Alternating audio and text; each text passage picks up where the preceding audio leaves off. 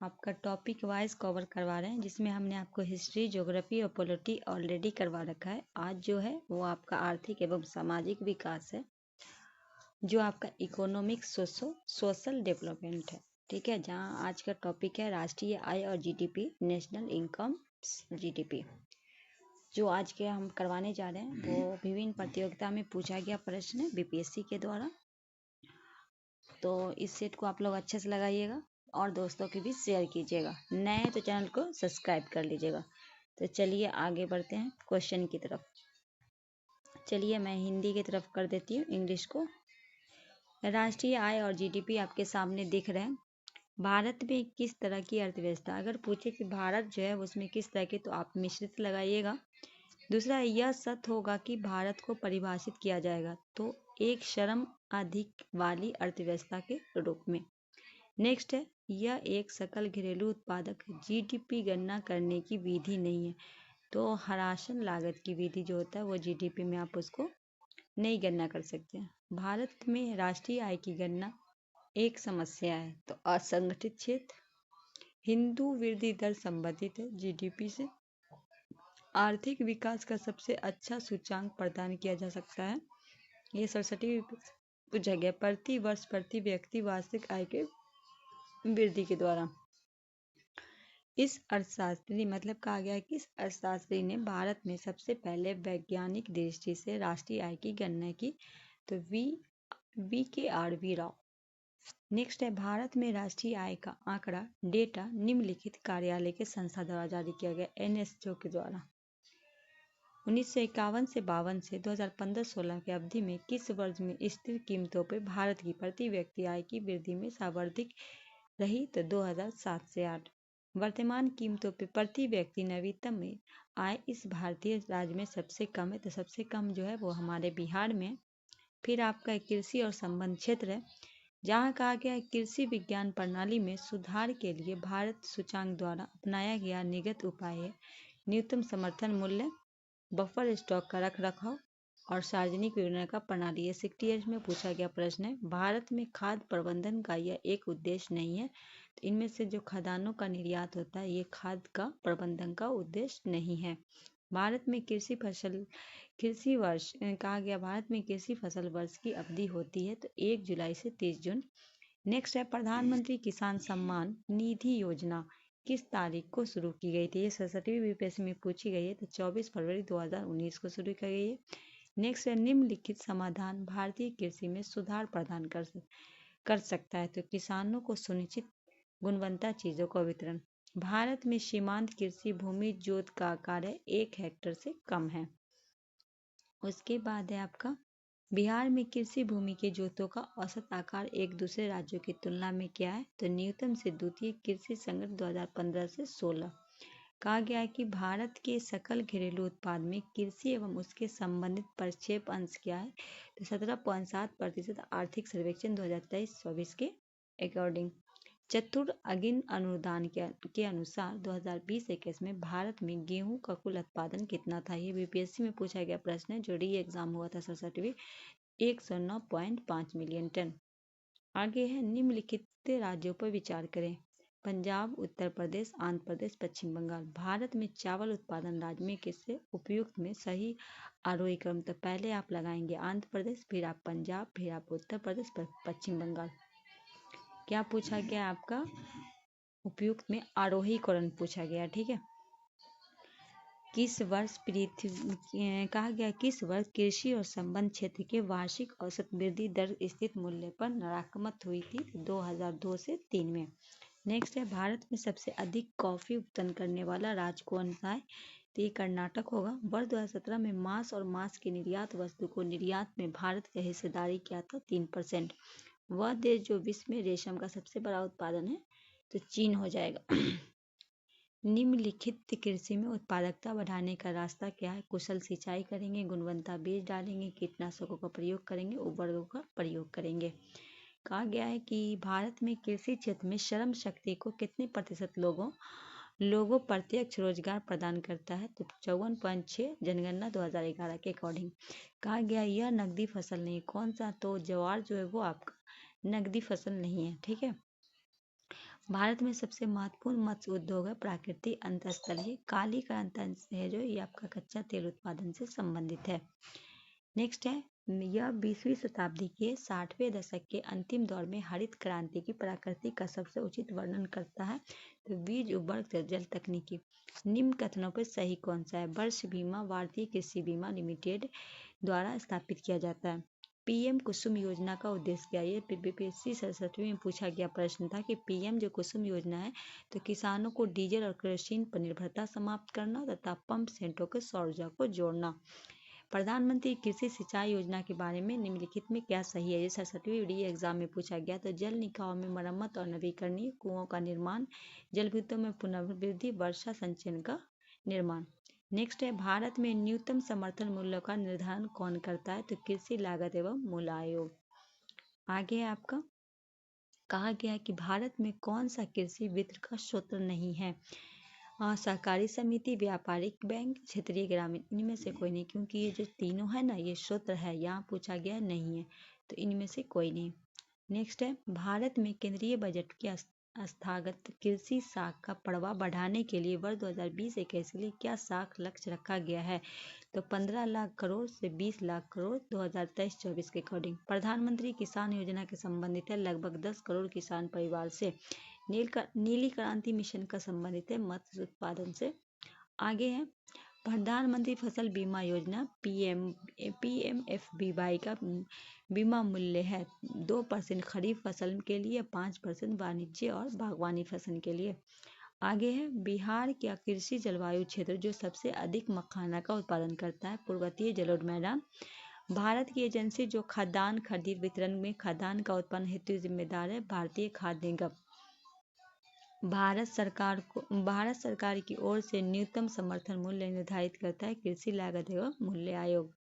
उसके बाद है, ब्राउन खाद खरपतवार नियंत्रण हालिया दृष्टिकोण से जो कि अधिकतम प्रयोग किया जाता है प्रत्यक्ष धान बीजारोपण। भैंसों के उत्पन्न नस्ल मुर्रा क्या है? मुर्रा पाई जाती है, तो ये पंजाब और हरियाणा क्षेत्र में। भारत में कृषि सुधार शुरू किया गया था कृषकों की सहायता हेतु। भारत का पहला राज्य जिसे विशेष कृषि क्षेत्र SHD स्थापित करने हेतु पॉलिसी लॉन्च किया है, ये उत्तराखंड खंड हो जाएगा। नाबार्ड राष्ट्रीय कृषि और ग्रामीण विकास बैंक का लक्ष्य क्या है? ग्रामीण ऋण।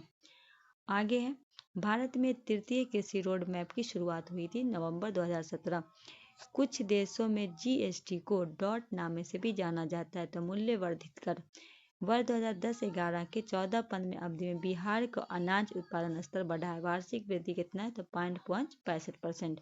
ये जो आपका प्रोजेक्ट मैनेजर एग्जाम जो हुआ था 2021 में पूछा गया प्रश्न है, यहाँ से आपका उद्योग का हो जाएगा। ठीक है, कहा गया खुदरा फर्नीचर की विशाल कंपनी आइकिया को भारत में पहला शोरूम 2018 में किस शहर में खोला गया है? ये पूछा गया है, ये आपका हो जाएगा हैदराबाद में।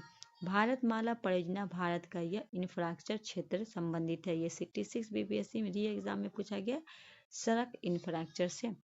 भारत का यह औद्योगिक आर्थिक गलियारा जापान सहयोग से विकसित किया जा रहा है दिल्ली और मुंबई में। नेक्स्ट है, भारतीय सेलुलर एसोसिएशन द्वारा जारी किए गए हालिया आंकड़ों के मुताबिक भारत में मोबाइल फोन बनाने में विश्व में कौन सा स्थान हासिल किया है? दूसरा स्थान। सरकार की नीति मेकअप इंडिया का उद्देश्य है तो नौकरशाही का ढीलापन को दूर करना, लाल फीताशाही को हटाना, विनिर्माण लागत को कम करना, उत्पादन की प्रतियोगी बढ़ाना। 64 बीपीएससी में पूछा गया प्रश्न है। यह एक औद्योगिक विकास के लिए प्रोत्साहनिक नहीं है, तो डिजिटल इंडिया। भारत में औद्योगिक क्षेत्र की उपलब्धियों को मापने के लिए निम्न में कौन सी संस्था औद्योगिक उत्पादन की सूचकांक को जारी करती है? राष्ट्रीय प्रतिदर्श सर्वेक्षण NSO, भारतीय रिजर्व बैंक RBI, केंद्रीय सांख्यिकी कार्यालय CSO, भारतीय सांख्यिकी संस्था ISI।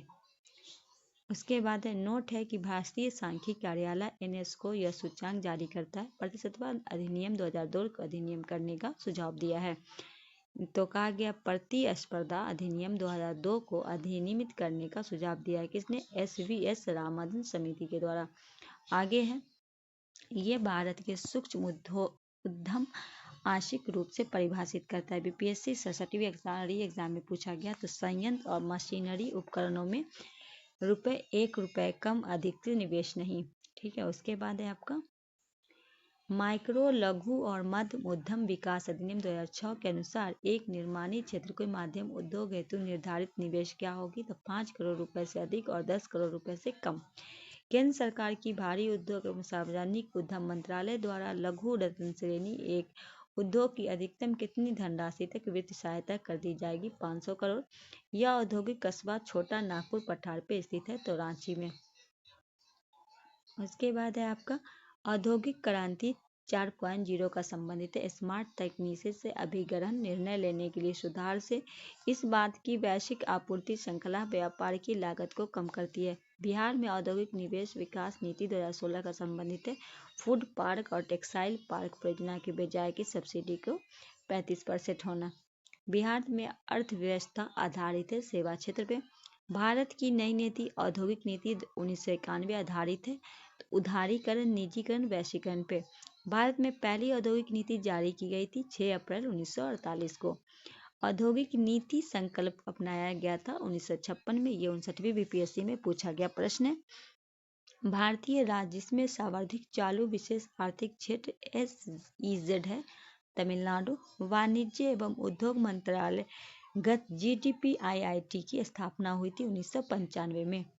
उसके बाद है कोर उद्योग सूचकांक का आधार कार्य वर्ष हाल में बदलकर किया गया 2011 से 12। IIP में 8 करोड़ उद्योग की सम्मिलित भरांक है 40.27%।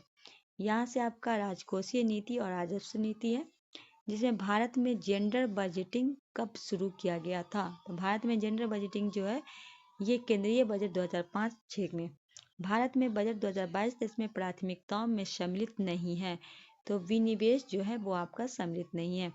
कौन सा एक संगठीय बजट 2017-18 में अवशिष्ट उद्देश्यों में सम्मिलित नहीं था? तब भारत को शिक्षित करना ये नहीं था, ठीक है। निम्नलिखित निवेश एजेंसी भारत सरकार की प्रतिभूतियां खरीद सकते हैं व्यक्ति और वित्त प्रतिष्ठान। कहा गया सरकारी व्यय को नियंत्रित करने की अधिकारी है वित्त मंत्रालय के द्वारा। भारत में किस वर्ष रेल बजट को आम बजट में मिला दिया गया था? 2017 में। बीपीएससी में पूछा गया प्रश्न है। भारत सरकार का राजकोषीय घाटा बराबर होता है कर्ज बनाने वाली पूंजीगत प्राप्ति से। ये CDPO एग्जाम में पूछा गया। वस्तु एवं सेवा कर मतलब GST के संदर्भ में राजस्व का दर अर्थ क्या है? तो वो दर जिस पर राज्य एवं केंद्र के लिए राजस्व GST के पहले सामान्य हो। नरसिम्हा कमेटी ने वैधानिक तरलता अनुपात को इस सीमा तक घटाने का सुझाव दिया था 25% के साथ, ठीक है। उसके बाद है ब्याज भुगतान का एक आइटम है राजस्व व्यय का।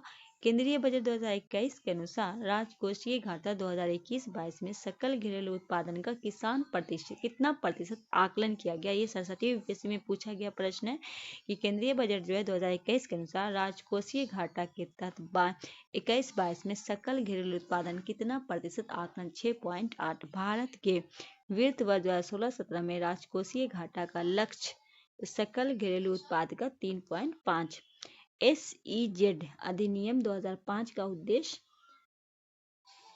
है क्या है? ये 68 में पूछा गया प्रश्न है। अतिरिक्त आर्थिक गतिविधियों का उत्पादन, वस्तु और सेवाओं का निर्यात को बढ़ावा देना, रोजगार निर्माण।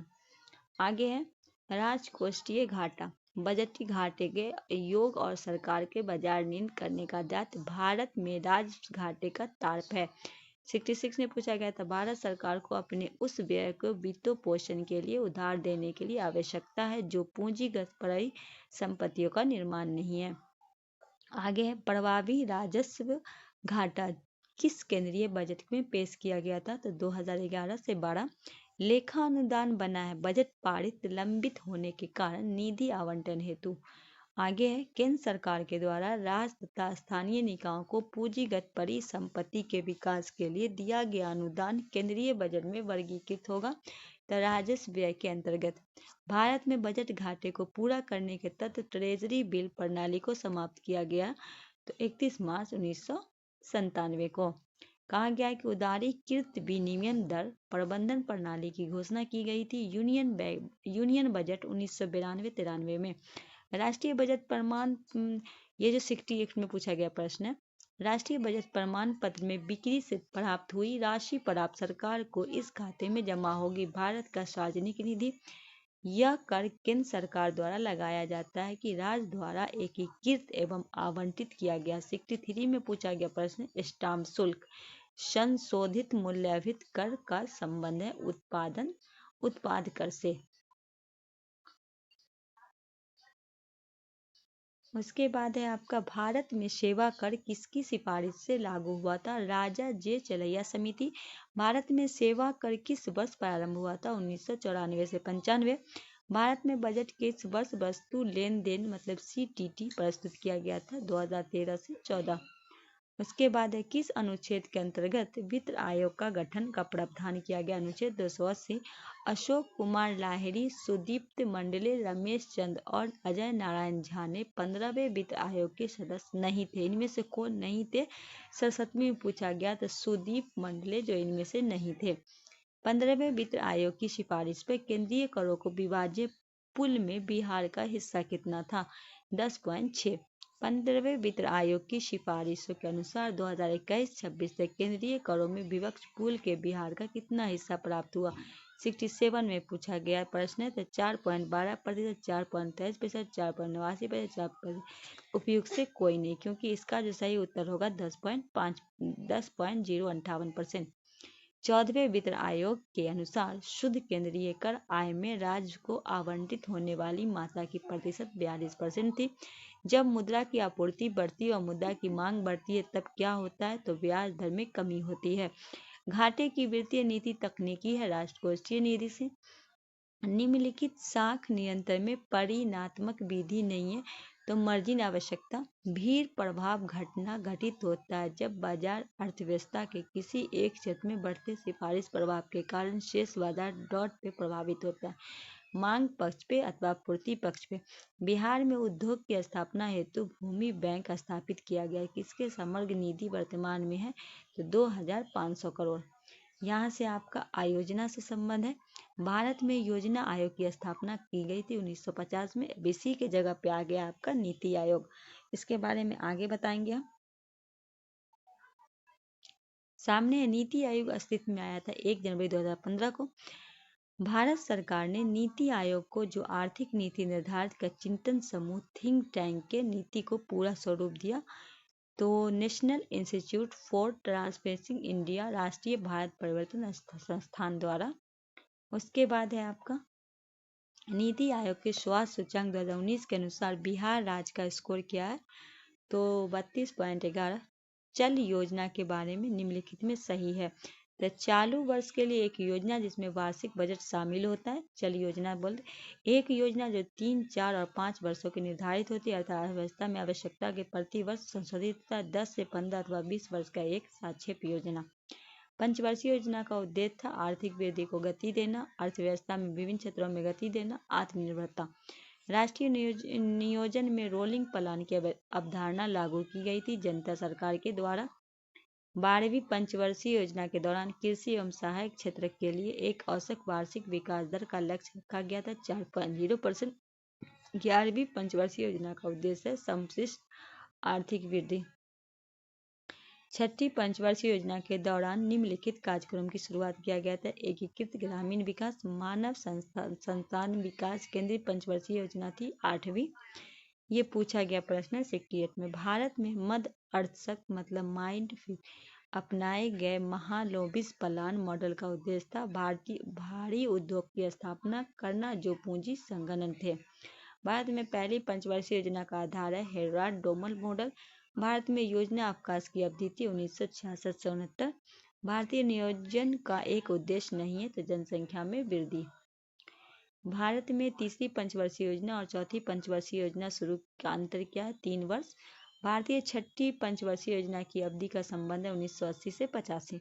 इन्हें दूरगामी आर्थिक सुधार की शुरुआत की थी नरसिम्हा राव ने। आगे है स्वतंत्र भारत की पूर्व संध्या पर भारतीय अर्थव्यवस्था में प्रमुख स्रोत था कृषि क्षेत्र। जीरो आधारित बजट भारत में प्रारंभ हुआ था 1983 में। नीति आयोग की स्थापना 2015 में योजना आयोग के स्थान पे हुई थी जिसे बंद कर दिया गया था 2014 में। यह पृथक वार्षिक योजना बनाई गई थी 90 से 91 तथा 91 से 92। गांधीवादी योजना प्रस्तुत किया गया था एस एन अग्रवाल के द्वारा। यहाँ से आपका बैंकिंग और मुद्रा है। तो है कैशलेस लेन देन को बढ़ावा देने के लिए भारत सरकार द्वारा किस समिति का गठन किया गया? तो नीरज कुमार गुप्ता समिति। नई कार्य प्रणाली के अनुसार बैंक का उधार दर की गणना आधारित है, तो धन की सीमा को व्यय पे, अर्थव्यवस्था में आर्थिक आपूर्ति को रकम, इन सम्मिश्र अर्थव्यवस्था पे चर प्रभावित करती है, तो ब्याज दर, मूल्य स्तर और बेरोजगारी उत्पादन। भारत सरकार के अखिल भारतीय थोक कीमत सूचांक के लिए आधार वर्ष 2004-5 में बदलकर किस वर्ष को बनाया गया? 2011-12 को। रिजर्व बैंक ऑफ इंडिया इस मुद्रास्फीति सूचांक पर प्रयोग मुद्रास्फीति लक्ष्य के लिए एकड़ के रूप में करती है, तो सीपीआई संयुक्त। उसके बाद भारत का व्यापारिक बैंक विश्व शीर्ष 100 बैंकों में शामिल है, तो भारतीय state bank. Reserve bank of India एक वित्त वर्ष में आर्थिक नीति समीक्षा करती है, द्विमासिक। वर्तमान में कोई क्रम नहीं। किसी निजी क्षेत्र में बैंक में किसानों के लिए ई किसान धन ऐप चालू किया गया एचडीएफसी बैंक के द्वारा। गुल्लक बच्चा बैंक कहाँ है? ये आपका पटना में है। 1 रुपए के नोट पे हस्ताक्षर होता है वित्त मंत्रालय के सचिव का। भारत में वित्तीय क्षेत्र को सुधारने में शामिल है, तो सीआरआर और एसएलआर को कम करना, बीमा क्षेत्र में निजी कंपनी का प्रवेश, ब्याज दर में अधिनियम, उपयुक्त में सभी हो जाएगा। उसके बाद है नगद आरक्षित अनुपात को कम करने की व्यवस्था पे इसका निर्णय प्रभाव पड़ेगा। क्या प्रभाव पड़ेगा? बैंकों के पास अधिक तरलता लाभ होगा, अर्थव्यवस्था में निवेश वृद्धि देखने को मिल सकती है, अर्थव्यवस्था में मुद्रापूर्ति बढ़ सकती है। कहा गया यदि भारतीय रिजर्व बैंक के द्वारा नगद कोष अनुपात में कमी की जाती है तो उसका साख सृजन प्रभाव होगा, तो वृद्धि हो जाएगा। निम्न में कौन सा कथन गलत है? बैंक दर वह ब्याज दर है जो भारतीय रिजर्व बैंक अपने ग्राहकों उनके अल्प के आधार पर कर लेता है। रेपो दर वह ब्याज दर है जो भारतीय रिजर्व बैंक अपने ग्राहकों के उसके दीर्घकालिक आधार पर लेता है। बैंक दर का आशय क्या है? तो केंद्रीय बैंक द्वारा ली जाने वाली आधिकारिक ब्याज दर है। सही सुमृत करना स्तंभ है 1955 का भारतीय औद्योगिक ऋण और निवेश निगम। उसके बाद आपका 1964 में आया था भारतीय औद्योगिक विकास बैंक, 1982 में आया था भारतीय निर्यात आयोग बैंक, 1987 में औद्योगिक और वित्तीय पुनर्निर्माण बोर्ड। उसके बाद है भारतीय जीवन बीमा निगम की स्थापना 1956 में। राष्ट्रीय कृषि और ग्रामीण बैंक विश्व नाबार्ड की स्थापना किस पंचवर्षीय योजना की अवधि में हुई? तो 6ठी पंचवर्षीय है।